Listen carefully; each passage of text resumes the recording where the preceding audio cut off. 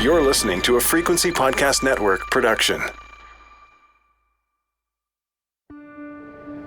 It was a warm spring day when a well-dressed woman pushed through the revolving door of the Fort Garry Hotel and strolled across the marble floor. The click of her heels and the sound of her rolling suitcase echoed along the stone walls of the Grand Rotunda, drowning out the voices of other guests floating down from the mezzanine above. She was warmly greeted by the man at the front desk who recognized her small frame and confident demeanor from the last time she had stayed. She was quickly becoming a regular. "Welcome," he said, smiling. "I'm delighted you've chosen to stay with us again." He pulled her reservation from a Rolodex and studied it. "I see you've requested the same room as last time. We actually have a different room available with a far better view, if you'd like it." "No, thank you," she said. "I prefer this room." Then, after a moment, she added, "The spirits visit me here." The man at the front desk was startled by her words. "Spirits?" he asked. "Yes," she said plainly. "There's a lady in a white ball gown who hovers at the foot of my bed, and after that, she moves out the window." The man nodded, somewhat confused, then fetched her key and slid it across the desk. "Here you are, madam. Have a pleasant stay." He watched her glide to the elevator, push the button, and step inside the smooth, golden doors. As the doors slid shut and she began her ascent, he couldn't help wondering what other spirits might be haunting the halls.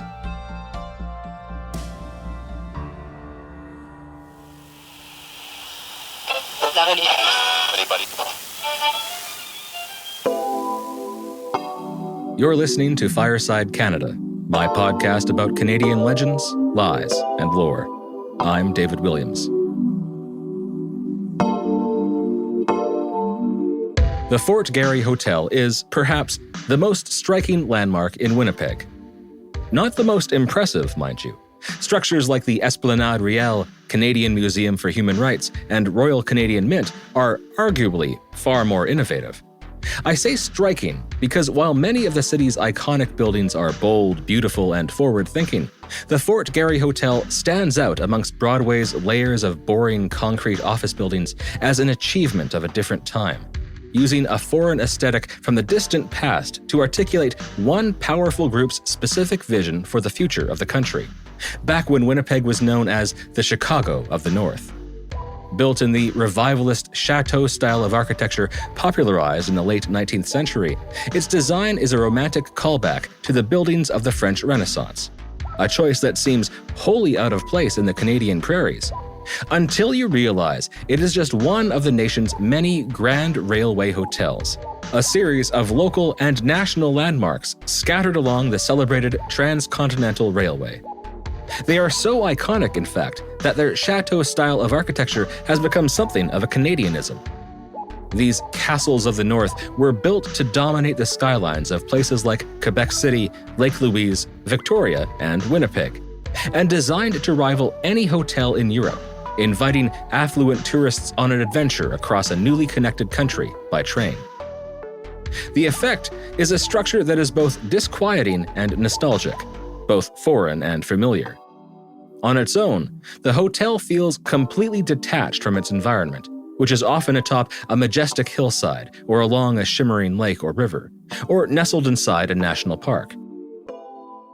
Yet, taken as part of a whole, the hotel can represent a certain time in Canadian history, even seem heavy with it, and with all the lives of all the people who once stayed within its walls.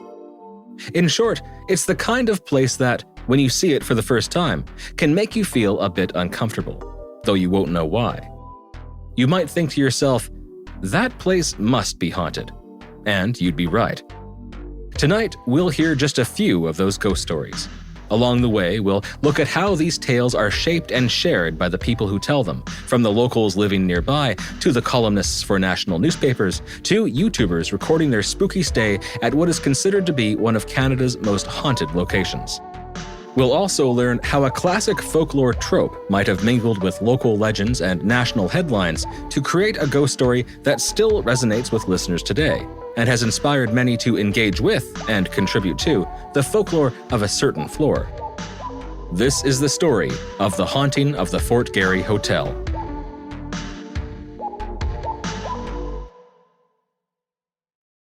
Part 1. An Eerie Experience.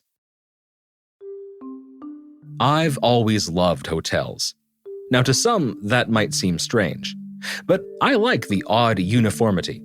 The rows of identical doors and identical hallways, the white noise of the air conditioner, the muffled voices of passing strangers, the sound of a heavy door clacking shut across the hall, even the hum and click of the lock when you scan your keycard at your room.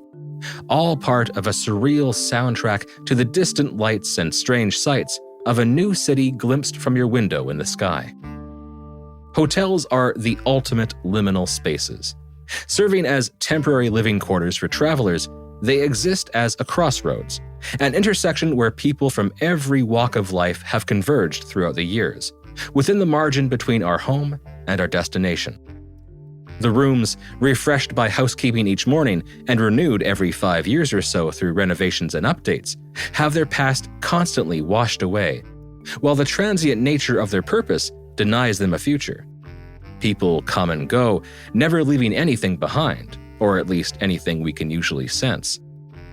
They are appointed with the usual furnishings: a bed and an empty nightstand, a desk and chair, television and phone. These objects are both familiar and strange in this setting. Of home, but not in a home. In this way, hotels exist in a kind of perpetual present, which can be even more disconcerting when the building itself has a history that can't be ignored. Perhaps that's why the older hotels are so often said to be haunted. Ghosts are liminal beings as well, existing on the frayed edges of reality. One might imagine that spirits caught between this world and the next would feel perfectly at home in the veritable purgatory of a Holiday Inn hotel room. And ghosts are often said to be tethered to a place by way of an emotional memory, either incredibly joyful or deeply tragic. It makes sense then that the older, grander hotels would have more ghosts than their fair share. Places like Le Chateau Frontenac in Quebec City, the Empress in Victoria, and the Fort Garry Hotel in Winnipeg are all railroad hotels from a bygone era, built to serve as landmarks and symbols of wealth, opulence, and a specific vision for the young country of Canada. Relics of a different time, they are steeped in history, having served as destinations in and of themselves, hosting countless parties, galas, weddings, and honeymoons. Inside these hotels, we stay in rooms with all the modern amenities: bedside phone chargers, free Wi-Fi, lotions and shampoos from high-end stores. Yet it's all housed in a place with an undeniable past. This striking contrast between the structure itself and the purpose of its rooms can create minor feelings of discomfort that can be, if you'll excuse the expression, haunting. And maybe that's why they tend to have the best and most chilling ghost stories. People gather at these hotels for interaction, vacation, and celebration, happy moments. So it's unsettling when stories of loneliness and sadness haunt the shadows of a space built to host happier times. Our rooms in these hotels are supposed to be neutral and without history, so it's especially chilling when we hear that the specters of a distant past still linger. Such was the experience of the Honourable Brenda Chamberlain, a former Member of Parliament who stayed at the Fort Garry Hotel back in the year 2000.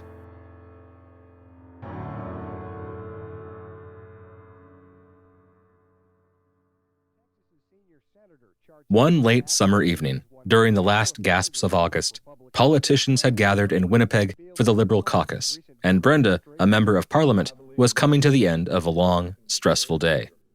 She paused at her second-story window to watch a car roll slowly down the lonely street below, then drew the curtains closed, switched off the evening news, and climbed into bed. At 2:30 in the morning, Brenda woke suddenly from a deep and dreamless sleep. It's an experience we've all had while traveling. We wake up suddenly in an unfamiliar room, in a bed not our own, and it takes us the briefest of moments to remember where we are. Lying there, in the dark, staring at a strange wall, Brenda got her bearings rather quickly, but then sensed something more. Something that hadn't been there before. There was a presence in the room, like someone was in bed right beside her. The feeling was faint, like something from a fading dream, but decidedly uncomfortable. So she left from the bed, went to the washroom, and then, once the sensation had subsided, slipped back beneath her covers and tried to fall asleep. She lay there for 45 minutes, tossing, turning, staring at the ceiling and then the wall, closing her eyes and willing her body to just relax. But sleep wouldn't come. Then at 3:15 a.m., at the time that folklore calls the witching hour, Brenda was on her side, her eyes shut tight, when something, or someone, shook the bed. The presence was back. It moved lightly but loudly, climbing in the bed to lie beside her and linger in the shadows at her back. She jumped out of bed, ran to the wall, and flicked on the light. No one was there. She scanned the room from the closet in one corner to the window at the other, even checked under the bed. There was no sign that anyone but her had been inside that room. After a few minutes, when her heart stopped beating quite so loud, she took a sleep aid, nervously got back into bed, and didn't wake again until sunrise. The next morning, Brenda told a fellow politician about her eerie early morning encounter, and learned through him and others throughout the day that her experience was not uncommon. The Fort Garry Hotel was known to be haunted. The people at the front desk told Brenda the story of Ida Albo, the owner and managing partner of the hotel, who had an experience eerily similar to hers. One night, back when Ida and her husband Rick lived at the hotel, they had a heated argument, and Ida went to bed alone. Later, Ida was sleeping face down when she woke to the sound of Rick entering the room. She didn't want to turn over to start the fight all over again, so she pretended she was still asleep. Then she felt Rick sit down on the bed right beside her. Sensing he wanted to talk, she turned over, but no one was there. Brenda was shocked when she heard the story. "That was what happened to me," she later exclaimed to one reporter. She added, "When I heard that, I thought it was a little too close for comfort and decided it was time to change rooms." That afternoon at the front desk, Brenda joked with the clerk, saying that she either needed a new room or a steep discount, considering she was sharing her room with an uninvited guest.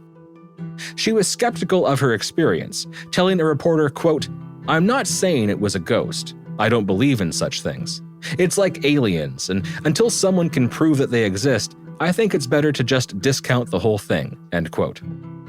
She obviously had a sense of humor and rationality about the experience, and yet she vowed never to return. The man working that day could see she was rattled, commenting later, quote, "I've only seen one person as badly spooked as the MP when she asked to be moved," end quote.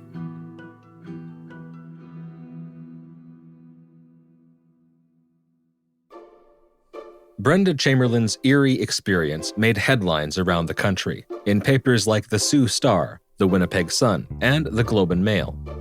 She was known as a seasoned, no-nonsense politician, a mother of three, and a self-proclaimed skeptic. She wasn't the kind of person to make up a story like that, so the story grew in popularity, and the hotel in infamy. Especially room 202, where Brenda had stayed before she felt compelled to switch rooms. More people started talking about the phantoms of Fort Garry. Reporters booked the same room at the hotel and eagerly bantered with bartenders, gift shop workers, and front desk attendants, hearing whispers about odd noises, floating balls of light, cutlery and cups shuffling around empty rooms, and shadows moving in the periphery of sight. They chatted with hotel management and eagerly perused the establishment's early website and photocopied leaflets titled Haunted Hotel that staff were instructed to pass along to anyone who asked. These investigations would produce even more stories, one about a frequent guest from Thunder Bay, Ontario, who I talked about in the opening of this episode. She was the person who always insisted on staying in the same room because, quote, "the spirits visit me here," end quote. Those spirits included, apparently, a woman in a ball gown who would stand at the foot of her bed and then drift out the window. They also learned about a hotel employee who had his own spectral experience in the fall of 1989.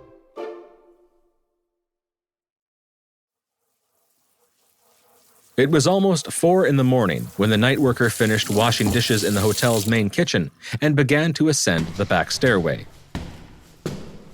He had almost reached the top when he heard a noise coming from the dining room. It was the sound of eating, dishes clattering, forks and knives scraping. He knew that was impossible. The dining room had been closed for hours. He cautiously pushed through the swinging door and saw a man sitting at a darkened table, cutlery in hand, enjoying a meal. The dishwasher stared at the figure for several moments, terrified and fascinated at the same time, but the man didn't look up. He didn't even seem to notice when the worker ran to the front desk and urged his fellow employee to follow him. By the time the men made it back to the dining room, the apparition was gone, the room silent. There were no plates, cups, or cutlery on the table. No crumbs, stains, or other signs that someone had been eating just moments ago. And the doors to the dining room were still locked from the inside.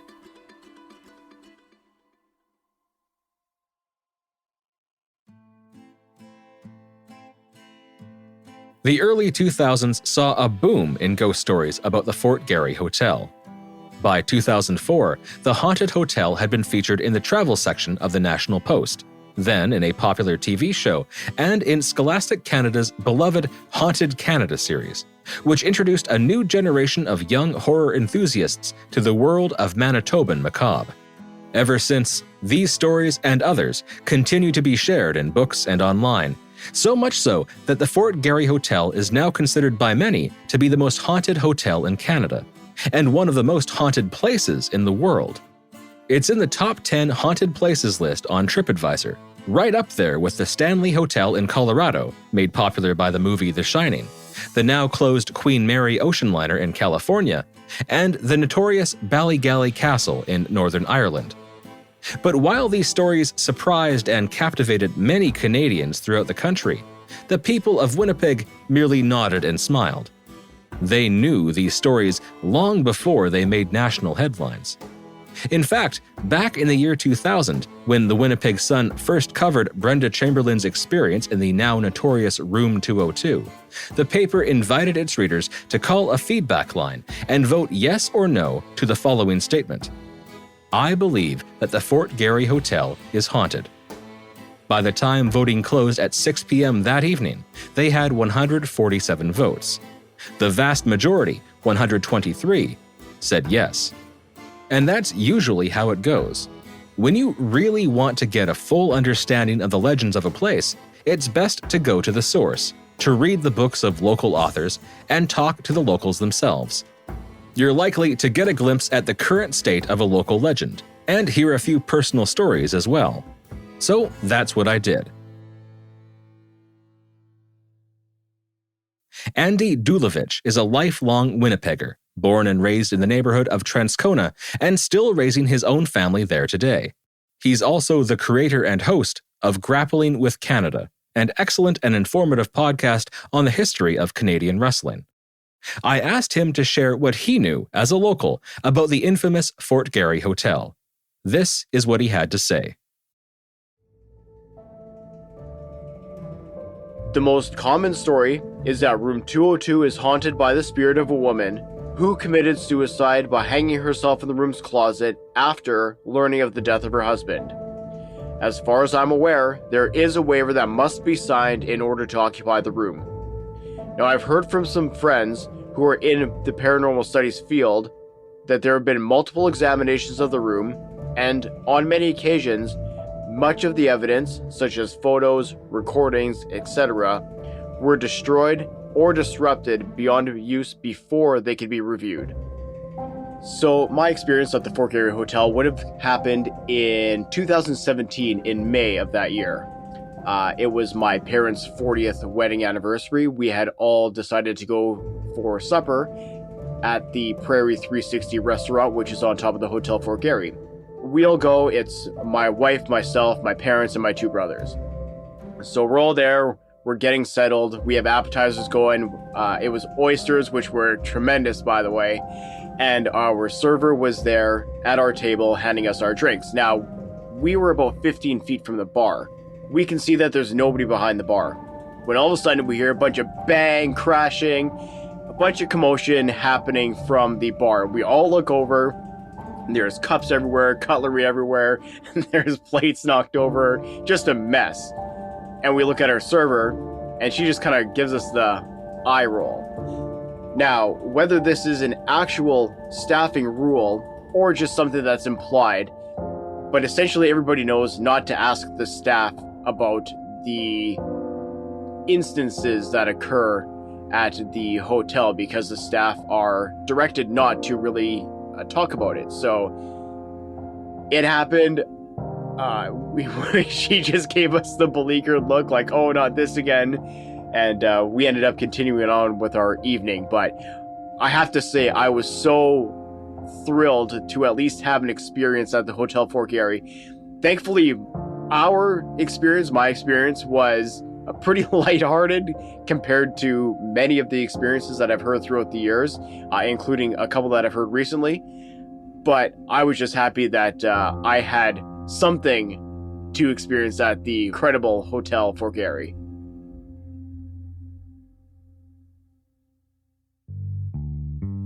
Along with a great story of a personal experience, Andy has given us an excellent summary of the hotel's most notorious ghost story, that of the haunting of Room 202. It's a fascinating tale, and its impacts, both real and legendary, are worth exploring. But before that, I'd like to take a quick look at the building and its history. Part 2. The Grand Dame of Winnipeg. The Fort Garry Hotel was the third Grand Hotel to be built by the Grand Trunk Pacific Railway, part of an effort between them and their competitor, the Canadian Pacific, to build a series of upscale accommodations across the nation that would entice wealthy travelers to explore the country via its newly spiked railways. Groundbreaking occurred in late 1911, and in February 1912, the first of several accidents occurred when a worker was buried alive by heated excavation material. 2 months later, tragedy struck again when the president of the Grand Trunk, Charles Melville Hayes, drowned aboard the Titanic. According to author, historian, and Winnipeg Ghost Walk tour guide Matthew Comas and his excellent book Haunted Winnipeg, Hayes and his family had traveled to England to meet with the board of the Grand Trunk and discuss the company's rising debt. Ottawa's newly built Chateau Laurier and Winnipeg's ambitious Fort Garry Hotel were almost certainly part of the discussion. After a series of minor delays, including a brief labor strike, the hotel finally opened on December 11, 1913. Constructed of Canadian granite and buff limestone at a cost of over $1.5 million, the Fort Garry Hotel bore a striking resemblance to its sister hotel, Ottawa's Chateau Laurier, and New York City's famous Plaza Hotel, boasting a similar facade, end pavilions, segmented windows, marble floors and stairways, and steeply sloped roofs. An extravagant ball was held the night before opening day, complete with full buffet, political glad-handing, and countless local ladies, dressed in their finest gowns, whirling across the newly built ballroom to the entrancing music of a live orchestra. It is from these early days when we get our first two most popular ghosts. One of the many spirits said to walk the halls is that of a maintenance worker who, legend has it, died instantly when an elevator malfunctioned, losing its counterbalance and plummeting to the ground. Intriguingly, this story does have some basis in fact. In his research, author Matthew Comas discovered a newspaper article that confirms an assistant bricklayer named John Layton fell down an open elevator shaft in the southeast corner of the property on July 29, 1912. Though he initially survived, he would ultimately succumb to his injuries 3 days later. As history turned to legend, His death in a hospital became an instantaneous death on site, and an empty shaft became a malfunctioning elevator, an exciting change that speaks to our fear that we too might meet the same fate. Next, the elegant ball held the eve of the hotel's opening is said by some to be the source of our second wayward spirit, the mysterious lady in a white ball gown who visited a hotel regular in her room. Legend has it that, after hearing about the guests' routine paranormal encounters with a lady in a white ball gown, an employee began to research the history of the hotel. He came across an article from December 11, 1913, that laid out, in somewhat excruciating detail, what a number of ladies had worn at the famous opening ball. Among those listed was Mrs. E. L. Drury, who wore a gown of pale blue satin draped with silver-gray beaded net, the bodice of white shadow lace. There was Mrs. Mathers, dressed in a flame-colored chiffon velour, the bodice of silver lace with diamante embroidery and finished with a butterfly bow of black tulle. And there was Lady Macmillan, looking elegant in her gown of white charmeuse with bodice of lace. Suspecting he may have found his legendary lady in white, the employee checked the hotel's archives and confirmed that the room where his guest insisted on staying had been host to Lady Macmillan back in 1913. Now, we know that Lady Macmillan didn't die in that room, and we can assume that nothing particularly traumatic happened that night. So if we are to believe that the guest was indeed encountering the spirit of Lady Macmillan, we can assume that either it is a residual haunting, where echoes of the past can occasionally be witnessed by those in the present, or an intelligent haunting, where, after death, Lady Macmillan's spirit decided to visit a place of happy memories. But no happy memories can be found in this next ghost story, perhaps the most unsettling of them all. Part 3. The Bride of Room 202. The story goes like this. Sometime in the 1920s, no one is certain exactly when, a young newlywed couple who were very much in love checked in to the Fort Garry Hotel. The luxurious accommodations were the perfect choice for a romantic honeymoon, and the glamorous hotel was certain to provide an auspicious setting for their first happy days as husband and wife. One imagines that they dined in the hotel's elegant restaurant, strolled the streets of downtown Winnipeg, or caught a show at the local theater. The enjoyment of their first evening together was sadly delayed when the new bride experienced the sudden onset of a particularly painful headache. She lay down on the bed while the husband kissed her sweetly and left to purchase some medication from the nearest pharmacy. He would never return. Somewhere between the hotel and his destination, the husband was caught in a horrible accident and died at the scene. His young wife was left to wander the room, stare out the window, and sit on the corner of the bed, waiting for hours into the night for her husband to return. Finally, she was woken by a sharp knock on the door. She rushed over, flung it open, and came face to face with a policeman who delivered the devastating news. Crushed by her incredible loss, the young woman took her own life.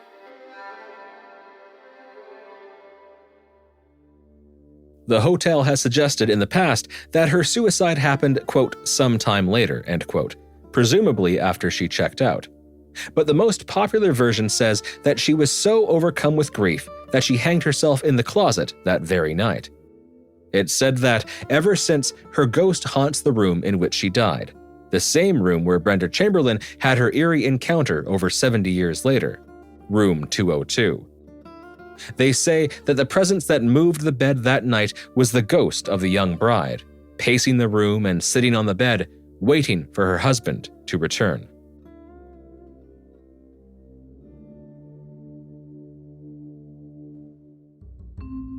It's enough to make your hair stand on end, and it's little wonder that people still flock to the Fort Garry Hotel and book room 202 well in advance in the hope of encountering the ghostly bride.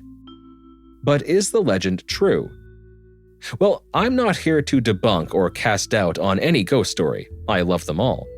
But if you're a regular listener, you know I like to look at these things from as many angles as possible. So here's what I've learned. First, as many researchers have pointed out, there is no evidence to support the story, and the details are sorely lacking. We don't know the month, season, or even the year that the story takes place, just the decade, though that is also in dispute.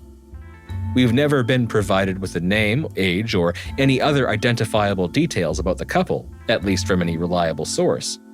Many people, including myself, have pored through the newspapers of the era looking for any hint of the tragedy that befell the unfortunate couple, but nothing has ever been found.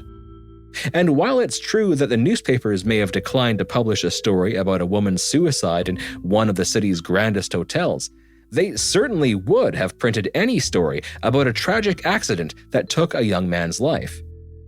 In fact, if I've learned anything from those papers, it's that vehicles and tramcars were striking people with an alarming frequency in the 1920s. And that brings us to our first set of conflicting details. Some stories say the husband was crossing the street on foot when he was struck and killed by a tramcar. Others point the finger at a horse and buggy, while others say it was an automobile that caused his death. Even then, sometimes he's crossing the street on foot when he's hit by the car, other times he's behind the wheel of his own. And then there's still another version of the story, mentioned in Pat Hancock's Haunted Canada series, that claims that the man wasn't killed by some random accident, but rather murdered by the woman's father and brothers who disapproved of their union. The grieving young woman then either took her own life or was murdered along with her lover. As you might imagine, this particular legend is often told alongside especially ghastly paranormal reports, like how a member of the housekeeping staff saw blood seeping from the walls of room 202, and how guests and staff alike have seen terrifying visions of phantom women crying in darkened corners of the lobby and second floor. Notice how the story has much more information, as conflicting as it is, compared to the others in the hotel. Ironically, this strange balance of information, not too much, not too little, makes the story even more suspicious. The main thing that sets it apart is how specific and dramatic it is. For example, the lady in a white ball gown could be anyone. There's no tragic story there necessarily. She could simply be an echo of the past. The same can be said for the Phantom Diner and Brenda and Ida's unexpected bedfellows. But the legend of the bride in room 202 has just enough detail to create a mysterious yet emotionally compelling story. A story that, for some, might seem familiar.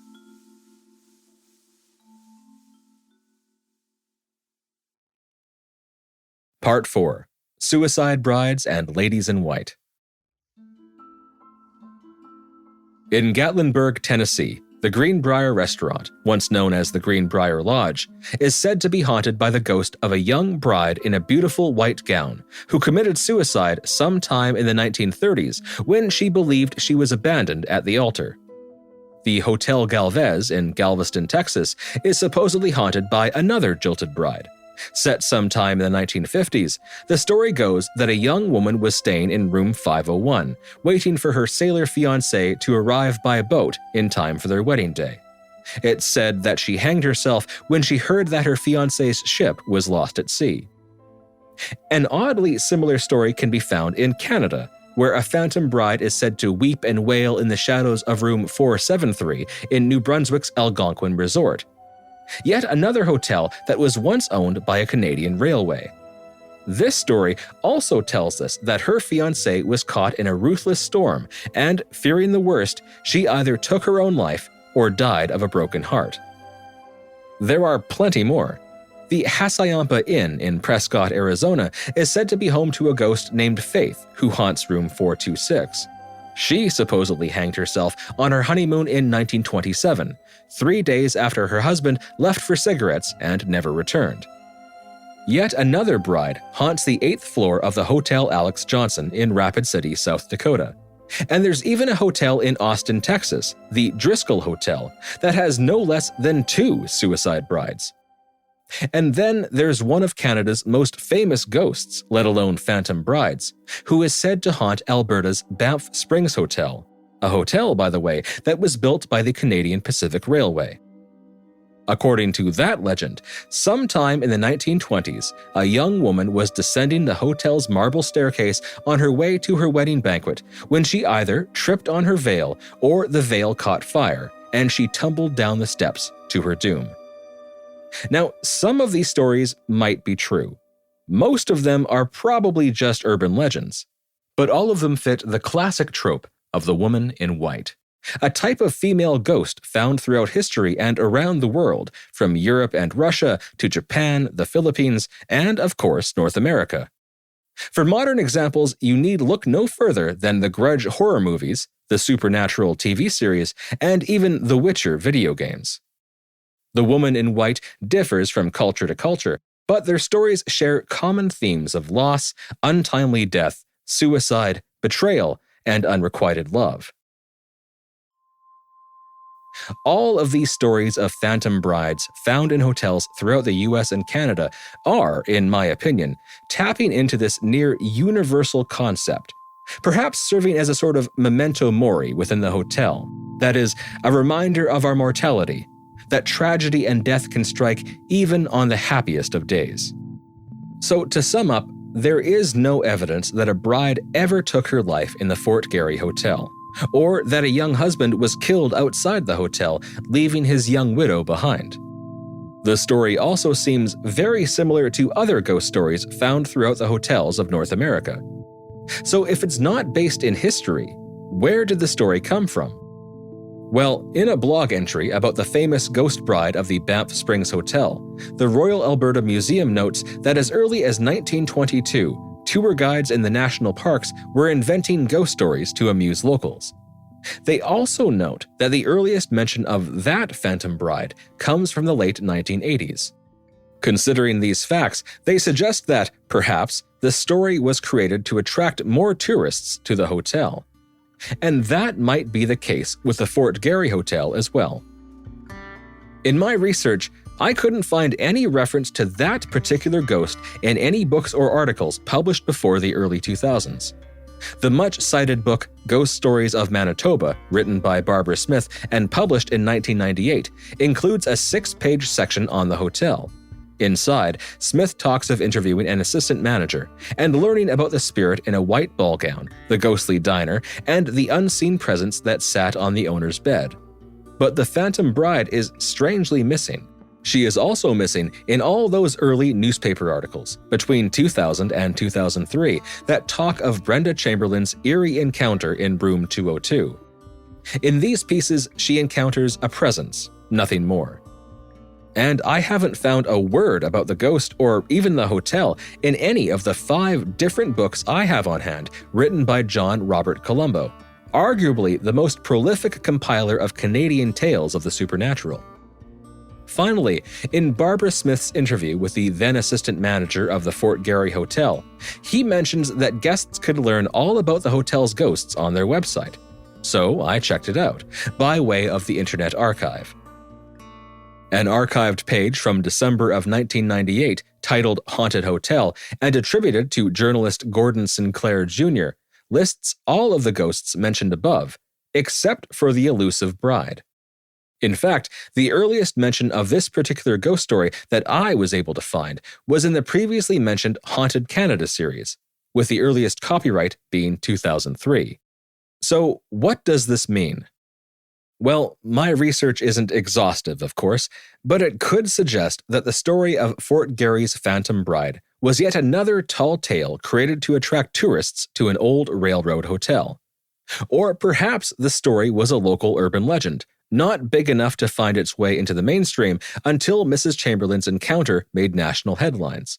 Once the story blew up, a vague tale about a suicide bride might have become associated with the alleged paranormal activity that was encountered on the second floor. Or maybe the story is much older, maybe even true, and just overlooked all those years. I asked author Matthew Comas what he thinks, and he agrees. The ghost bride of room 202 seems to be more legend than anything else. He points out that there are other places in the city, included in his Winnipeg Ghost Walk, that are better supported by historical documentation. He also notes that when he spoke with hotel staff about the hauntings, they told him a number of different incidents but made no mention of the bride. We can't say for sure whether the legend is true or not, but that's probably a good thing. Ghost stories are a lot like magic tricks. They can be a lot of fun until you know all the mechanics behind them. And to be honest, I'm less interested in the story and more in the act of storytelling. Part 5. A Living Legend. Today, more people than ever come to the historic Fort Garry Hotel in the hope of experiencing something uncanny. A night in room 202 is, of course, the most popular choice, but they say that anywhere on the second floor is fair game for a ghostly encounter. Many guests will also investigate the ballroom or the concert hall, both on the 7th floor, in the hopes of catching sight of a spectral dancer or the echoes of an orchestra from days gone by. The hotel staff are reportedly mixed on the topic. According to guest reviews, when asked about the hauntings, some will cheerfully regale you with the legends and even stories of their own personal experiences, while others will blandly shrug and wordlessly hand you a leaflet on the subject. And in case you were wondering, they don't make you sign a special waiver when you check in to room 202. In fact, if you make a reservation and just happen to be assigned that room when you check in, they simply pass you the key and wish you a pleasant stay. They don't mention the ghosts unless you mention them first. If the price of a plane ticket and a room at a luxury hotel and spa is a bit outside of your comfort zone, you can now watch others step inside the infamous room through the magic of the internet. Within the last few years, a handful of people have stayed in room 202 of the Fort Garry Hotel and shared their experiences on YouTube. Some of them have found nothing but a good night's sleep, while others have added to the legend and engaged in the fright, for better or worse. My favorite is a video that was posted rather recently, just 3 months prior to the time of this recording, in September of 2021. The 10-minute video, shakily shot with an iPhone and set to overbearingly spooky music, purports to document one guest's creepy experience in the most haunted hotel room in Canada. We're shown the hotel steps, lobby, and elevators, and the room itself, decorated in an industrial black and white, with old-timey chandeliers above and beside the bed, and an art piece that includes an unsettling old wedding photo hanging on the wall. Finally, after 6 long minutes, we get a glimpse of the paranormal. And what a glimpse it is.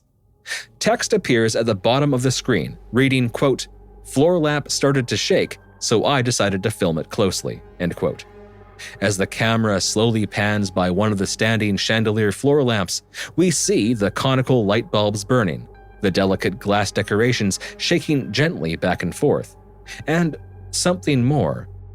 A chintzy plastic toy skeleton, complete with tiny black velvet bow and mesh veil, saddled awkwardly atop one of the lamp's faux candles.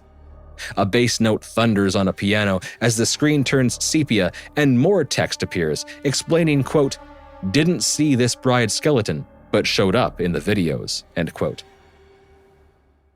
Spooky.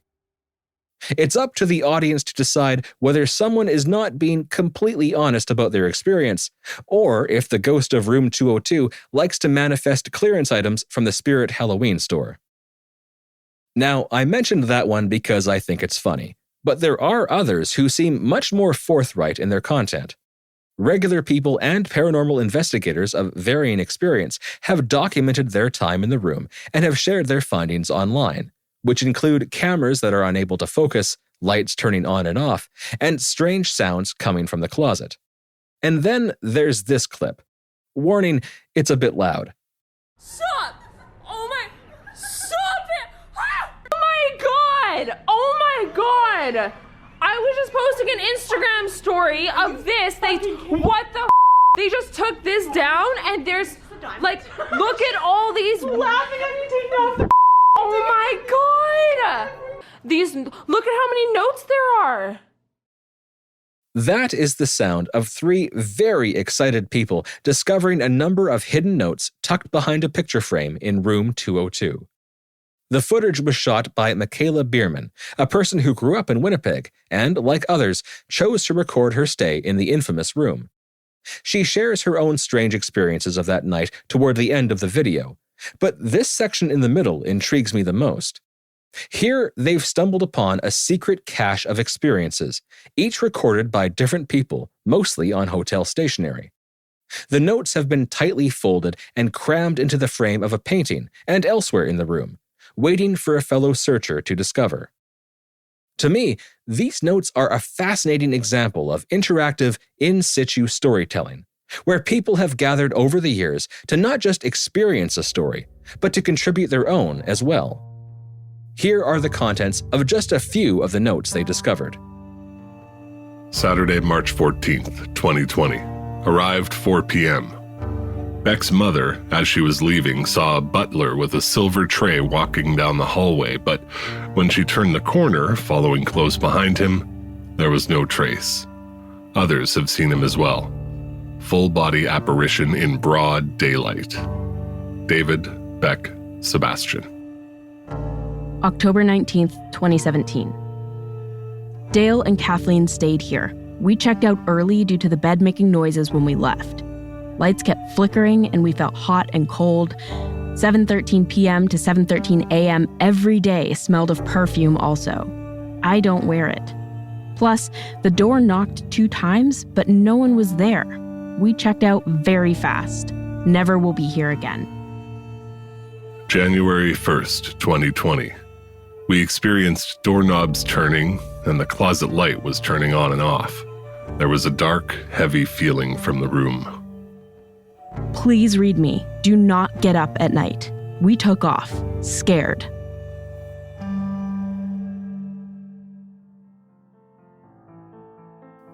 Whether you're a believer or a skeptic, you can't deny that people are experiencing something in the Fort Garry Hotel. What that something is open to interpretation, and those interpretations can tell us a lot about who we are. The fact that people continue to read about and visit haunted places like this hotel tells us that they serve an important purpose beyond simple entertainment. The collective experiences gleaned from late-night conversations with staff, read about in newspapers, books, blogs, and online reviews, watched on screen, and even discovered behind paintings, tell us that these stories can help people cope collectively with bigger issues, like tragedy and mortality, history and memory, death and the unknown.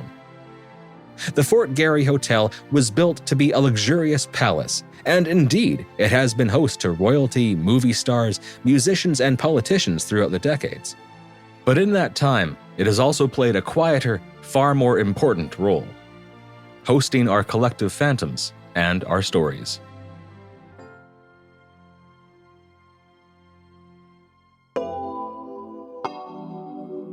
That's it for this episode. A big thank you to Andy Dulovich for his take on the haunting of the Fort Garry Hotel. Andy is the creator of the Canadian wrestling history podcast, Grappling with Canada. It's always so much fun to listen to someone talk passionately about a subject they love, and Andy does it well, so give it a listen if you're inclined. Thank you as well to author Matthew Comas for offering his insight for this episode. You can find his books, Haunted Winnipeg and Haunted Manitoba, wherever books are sold, and you can take part in his informative tours at winnipegghostwalk.com. The Fort Garry Hotel is just one stop on the tour. And thank you to Michaela Bierman for giving me permission to use some of the audio from her YouTube video. You can find a link to that video and her Instagram in my show notes. Finally, thank you so much for listening and for joining me in becoming part of a Canadian folk tradition. Now that you know the story, share it. And remember, next time you stay at a hotel, ask about the local ghosts. You never know what stories you might uncover. Fireside Canada is written and recorded by me, David Williams. Sound design and mixing is by Joseph Fish. Additional voice talent for this episode was provided by Robin Edgar and Sean Cole. If you enjoyed this episode, please consider giving this podcast a positive review. If you want to help even further, you can provide story ideas and more through my website. Every little bit helps to keep the fire burning and the Library of Legends growing. Learn more at FiresideCanada.ca.